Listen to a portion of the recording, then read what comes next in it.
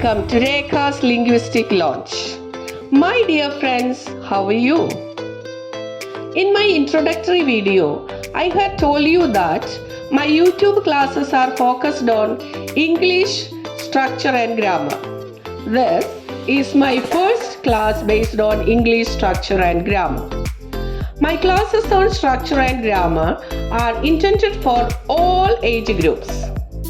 As we embark on this educational journey together, I am confident that with dedication, perseverance, and a thirst for knowing structure and grammar, we will achieve remarkable feats and unlock new horizons of English language learning adventure.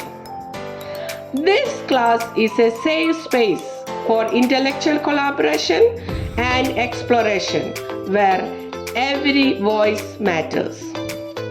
Throughout our time together, we will delve into various topics, explore fascinating concepts, and tackle challenging exercises. Whether you are passionate about English or just curious to learn more, this class is designed to ignite your curiosity, deepen your understanding, and sharpen your skills. Once again, welcome to our class on structure and grammar. I am excited to learn and grow alongside each of you. Let's make this a memorable and enriching experience. My dear children, let's get familiar with parts of speech today. What are parts of speech? എന്താണ് parts of speech എന്ന് പറയുന്നത്? Parts of speech are the building blocks of sentence.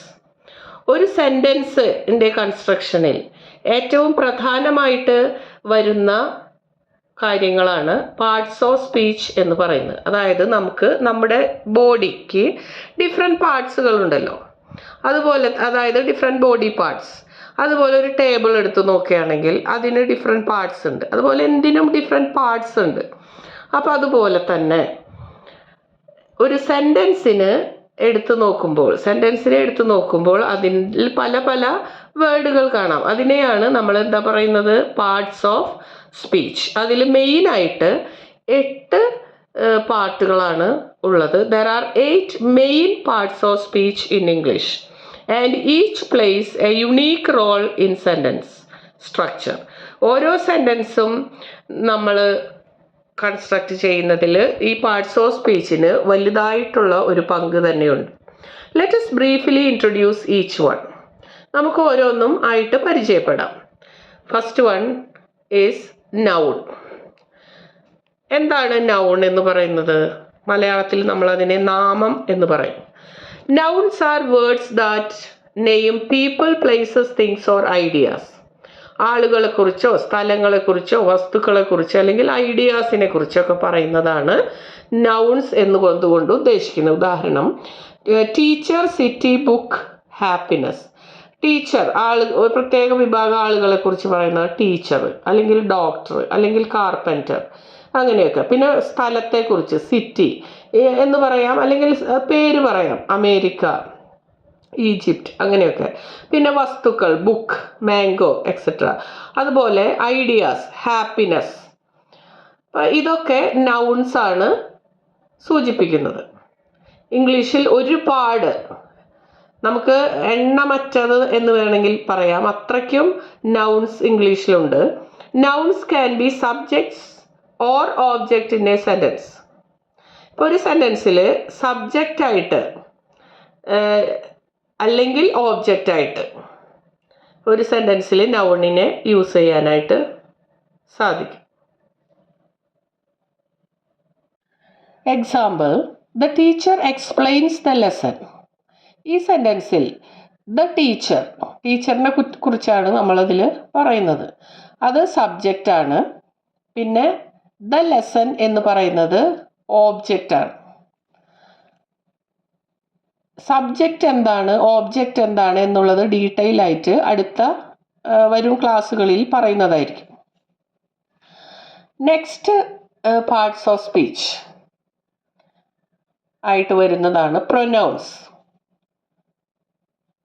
What are pronouns? Pronouns are words that replace nouns to avoid repetition. അതായത് ഒരു തുടർച്ചയായിട്ട് ഒരു നൗണിനെ കുറിച്ച് തന്നെ നമ്മൾ സംസാരിച്ചു കൊണ്ടിരിക്കുമ്പോൾ ആ ഒരു ആവർത്തന വിരസത ഒഴിവാക്കുന്നതിന് വേണ്ടി നമ്മൾ ഉപയോഗിക്കുന്ന വേർഡാണ് പ്രൊനൗൺ. ഏതൊക്കെ വേർഡുകളാണ് നമ്മൾ പ്രൊനൗൺ ആയിട്ട് യൂസ് ചെയ്യുന്നത്? He, she, it, they, we, etcetera. Pronouns take the place of nouns. നൗൺസിന് പകരമായിട്ടാണ് പ്രൊനൗൺസ് യൂസ് ചെയ്യുന്നത്. Example, Sara is kind, she helps everyone. രണ്ട് സെൻറ്റൻസിലും സാറയെ കുറിച്ചാണ് പറയുന്നത്. അപ്പോൾ ആദ്യം നമ്മൾ സാറ എന്ന് ഉപയോഗിച്ചു സബ്ജക്റ്റ്.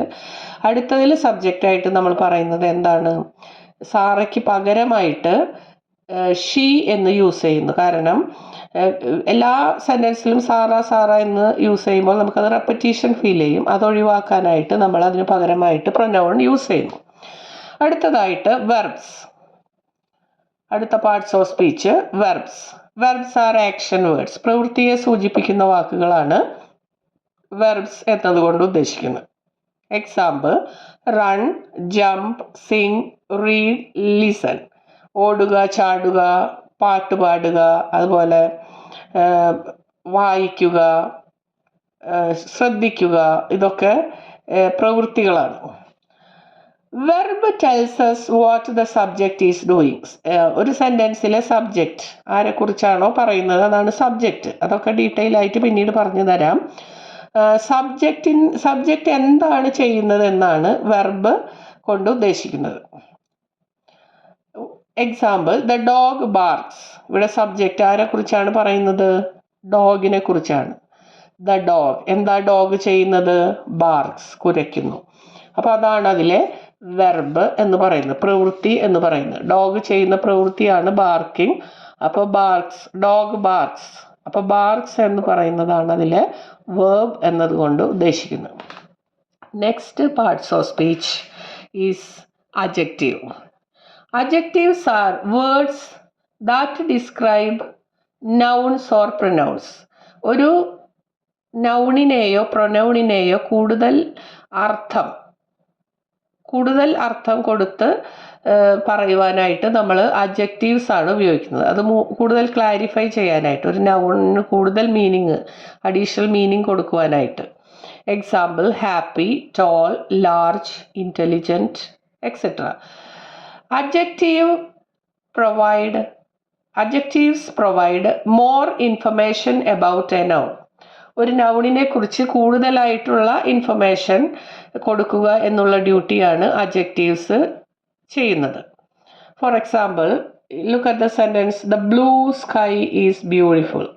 എന്താണ് the blue sky? We can say the sky is beautiful.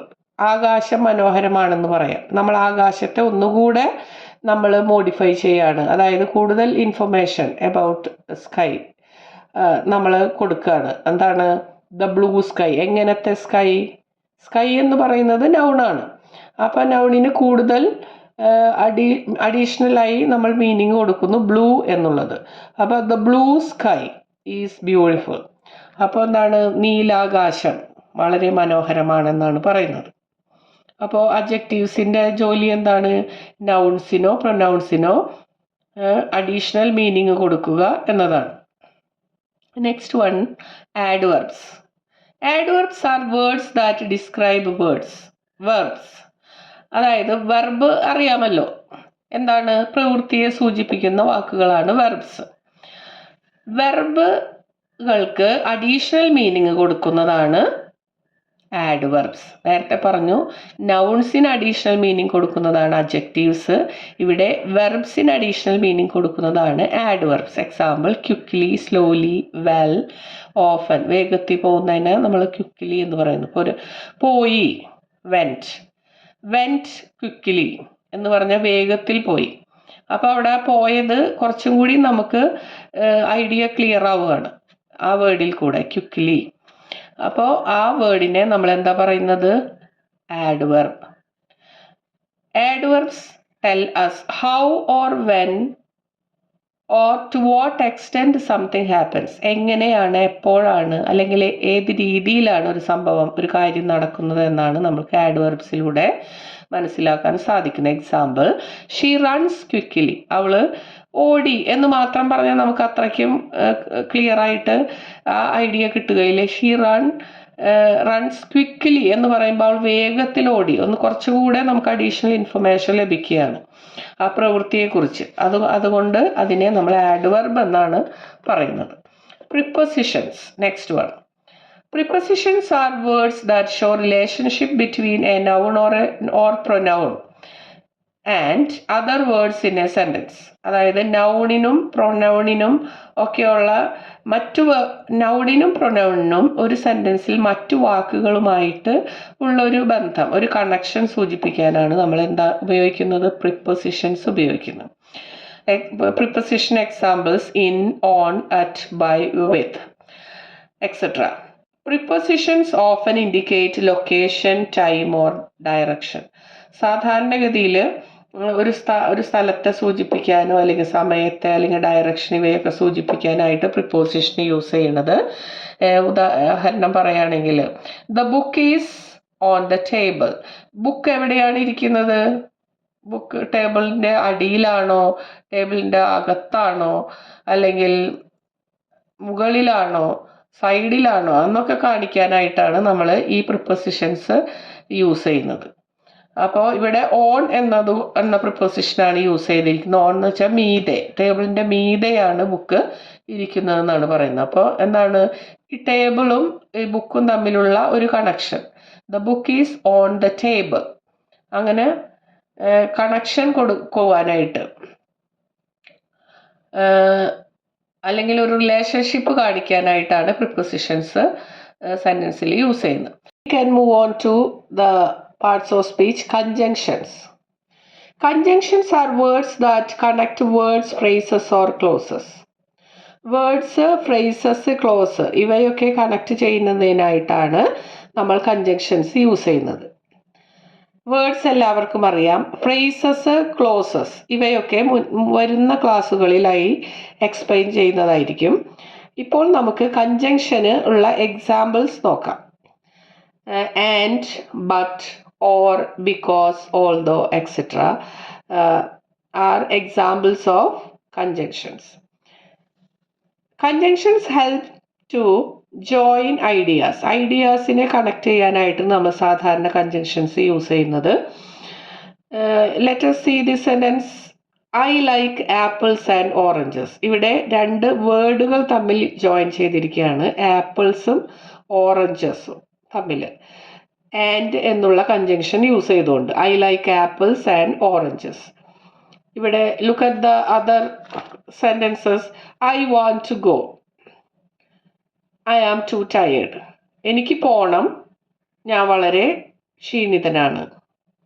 ഈ രണ്ട് സെൻറ്റൻസ് ജോയിൻ ചെയ്യാനായിട്ട് ഇവിടെ നമ്മൾ യൂസ് ചെയ്തിരിക്കുന്നത് ബട്ട് എന്ന കൺജങ്ഷനാണ്. എങ്ങനെയാണ് ജോയിൻ ചെയ്തിരിക്കുന്നത്? I want to go but I am too tired. Now next one or the last one is interjection. Interjections are words that express strong emotions or sudden feelings. Example, oh, wow, ouch. എന്താണ് ഇതിൽ നിന്ന് നമുക്ക് മനസ്സിലാകുന്നത്? Sudden feelings അല്ലെങ്കിൽ emotions, വികാരങ്ങൾ, അതായത് strong ആയിട്ടുള്ള emotions ഒക്കെ എക്സ്പ്രസ് ചെയ്യാനായിട്ട് നമ്മൾ ഇൻ്റർജെക്ഷൻ യൂസ് ചെയ്യുന്നത്.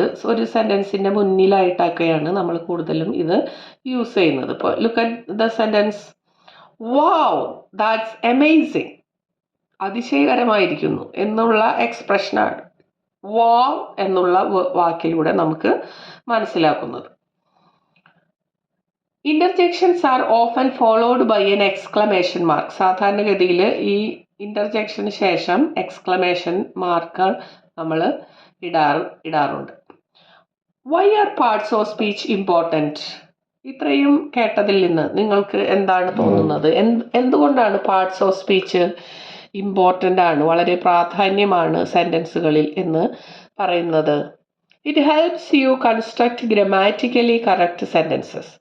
വളരെ കറക്റ്റായിട്ടുള്ള ഗ്രാമാറ്റിക്കലി കറക്റ്റായിട്ടുള്ള സെൻറ്റൻസുകളൊക്കെ ഉണ്ടാക്കാനായിട്ട് നിങ്ങളെ സഹായിക്കുന്നത് പാർട്സ് ഓഫ് സ്പീച്ചാണ്. It improves your ability to communicate clearly and accurately. വളരെ ക്ലിയറായിട്ടും വളരെ കൃത്യതയോടുകൂടിയും നമുക്ക് കമ്മ്യൂണിക്കേറ്റ് ചെയ്യാൻ ഈ പാർട്സ് ഓഫ് സ്പീച്ചൊക്കെ വളരെ ആവശ്യമാണ്.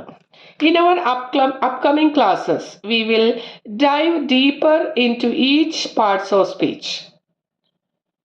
Explore more examples and practice using them in sentences.